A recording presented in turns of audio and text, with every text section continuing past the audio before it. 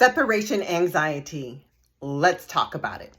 There you are, ready to go. You got to go to work. You got your little one dressed, or maybe you're not even there yet, but typically you've got your coffee in your hand, your briefcase, your purse, your backpack, the stroller, the diaper bag, and you have to go. Time's a clicking. What do? You do when your little one is not cooperating?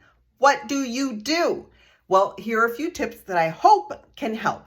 I would say the first thing that you want to do is acknowledge your child's separation anxiety.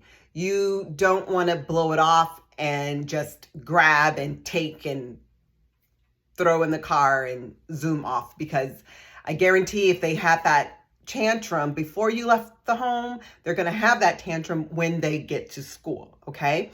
So the first thing you want to do is acknowledge your child's separation anxiety, acknowledge their feelings. You want to say something like, mommy knows, or daddy knows, mommy and daddy knows that you are not feeling well. We know that you have big feelings right now and you really don't want to stop playing. You don't want to leave the house, whatever it is you guys are doing or the child is engaged in at the time.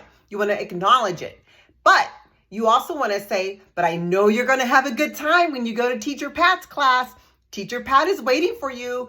You want to build up their expectation, right? So you want to, hopefully you know the things that they like to do when they're at school. Ooh, when we get there, you'll probably get to go in the sandbox.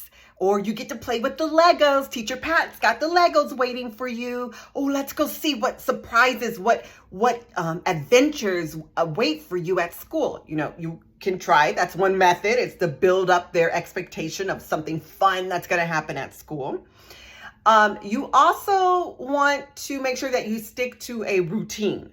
So every day you're doing the same thing. You have a ritual, so that kids come to expect the same thing every day. That's going to be very, very helpful. You might want to wonder, can I negotiate? Is there any room for negotiation? So, well, let me back up first. So you want a timer. You want to set a timer. You want to set that time expectation. Now, it's very hard. Children don't understand time. For them, 1 minute may as well be a few hours, right? So you want to have a timer on your phone or one of those old-fashioned like white timers, something that's auditory that can get their attention. And you set the timer. I say if the child is between 12 months and 18 months, that time has got to be somewhere between 1 and 3 minutes. 1 and 3 minutes. Now, if your child is 18 months and older, let's just say till 3, you can extend that time to 3 to 5 minutes. Mommy or daddy or we are going to give you 3 to 5 minutes to keep playing with your magnet tiles. But after that, we're going to get in the car. We're going to go see your friends. We're going to go see your teacher. And you get a okay. Make sure they're looking at you and it's a visual and agreement.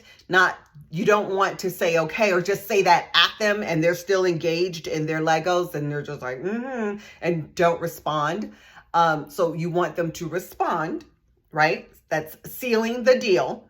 And the buzzer goes off. Okay. And so here you go. All right. It's time for us to go.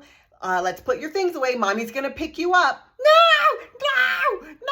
Can I have, 1 more minute? Mommy, can I have 2 more minutes?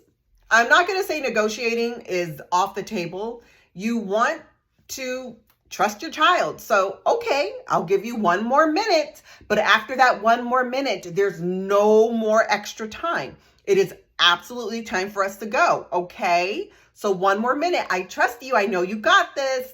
And you can give them that 1 more minute. And then hopefully after that, they're willing to go. If they're not willing to go, this is when you have to pick them up. Okay. You have to pick them up. You have to say, I gave you time.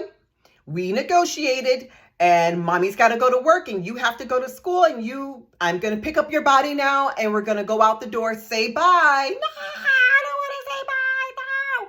Say, and okay, I'm sorry. I know you don't want to, but I know you're going to have a good time once we get there. And then you just have to pick up your child and you just have to go.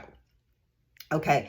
Now, I will say, hopefully when you get to school, there is a nice transition there, but my experience tells me probably not. You know, you got some kids who will just run into the classroom door and they're so happy to see their teacher and their friends and the activities at the table that they're like, yay, you know, they're in a good space. But then you have those kids who are like, no, they see the front door, they see the teacher, no. I want to say the first thing you want to make sure is that your child is in a safe environment. You want to make sure that that teacher has a smile on her face, that she greets the baby or meets the child right where they are. You want to make sure that your teacher is respecting your child and that she has some, or he or she have planned activities for your little one when they get to school, so that there is some sort of constructive activities going on, right? And sometimes some preschools, at my preschool, the kids came onto the yard and they played, like, you know, can play on the PlayStations or the play apparatuses. They can play in the sandbox, all that sort of before school start activity. A lot of kids respond to that, and you can easily like say goodbye and walk away. Always say goodbye to your child. Never do the sneak out, because that just sends the child just into a whole nother world. You know, this is when we are building trust. You want to build trust with your child. Always say goodbye. And you want to keep these goodbyes brief. You don't want to do a whole lot of negotiating. In fact, you don't want to do any negotiating once you are at school and the teacher is there. So you have to say goodbye. Mommy loves you. I'm going to pick you up later. Grandma's going to pick you up. I'll pick you up after work. Have fun, and walk away. Walk away. Don't slowly creep away. Don't look. Don't linger. Don't be the one in the window looking. No. And a lot of times you want to ask the teacher to help. I remember I would ask the parent, can I take them from your hands? Because sometimes, you know, kids just don't want to go and they're going to be crying, and all the talk and all the psychobabble that people are telling you and advice just goes out of the window. And the teacher respectfully says, can I take the child from your hands? I would do that all the time. And the parent goes, yes, please, yes. And you take the child, you literally are pulling the child, releasing them from the parent, so that the parent says, goodbye, I love you, and closes the door. 9 times out of 10, the kid is going and looks around and see all their friends. You put them down. You say, hey, as a teacher, you know, the teacher is going to engage them in some sort of fun activity. And 9 times out of 10, your kid is fine. Your kid is happy. And a lot of times those same kids that didn't want to come to school in the morning don't want to go home in the afternoon. So just make sure that there's some communication going on with the teacher and you, and keep your goodbyes brief. You want to have the same routine every morning. You want to set a timer. You want to always be respectful of your child's feelings and let them know that you understand how they're feeling. But as long as everything is okay, because you don't want to send your child to a school and they're not happy there. Like the environment isn't fun. The teacher is grumpy and does not have a smile on their face. And they're just like, good morning, you know.